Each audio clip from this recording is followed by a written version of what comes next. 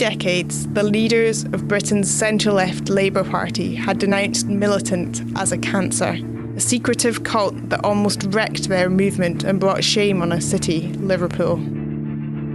But there's another story about Militant.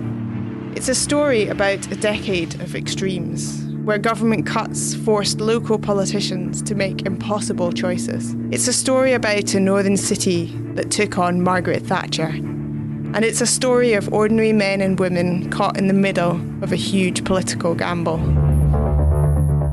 We were definitely there to subvert. We were not there to play the game. And we were fairly certain we weren't going to be there for long. But we were there to do a particular job. I mean, the thing about Militant is that they were a secret conspiracy. I mean, this sounds melodramatic and so on, but they were. Tell me another local council that could ever mobilise 50,000 people on the streets in support of it.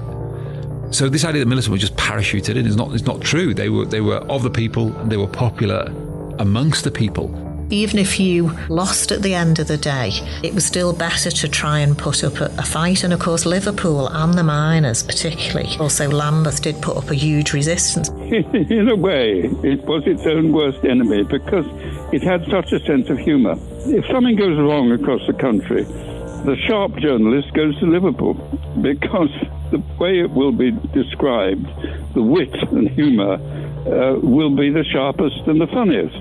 But of course that does create a sort of atmosphere that Liverpool is where the trouble always is. We knew the risks and it was very serious. But that's what we were there for. We were there for a battle. We weren't there for personal aggrandisement or to let Thatcher win, So yeah, it was serious, it was sad, but we were doing it. Now Militant, in one sense, was stupid because, Margaret Thatcher had already seen off 10 IRA hunger strikers in Northern Ireland in 1981. She did not kowtow to them, even though the IRA engaged in a serious bombing campaign. So where was the evidence that she would give in to Liverpool City Council? No, damn no. They couldn't underestimate Thatcher because they'd spent years spelling out, as I had, evils and a malevolent intent. How did I feel at the time? I mean, incredibly furious, and I wanted to go knock him out on the platform, but at the same time so disappointed as well. It was gut-wrenching. No, it was horrible. It was really very, very bad. I was just, how dare you?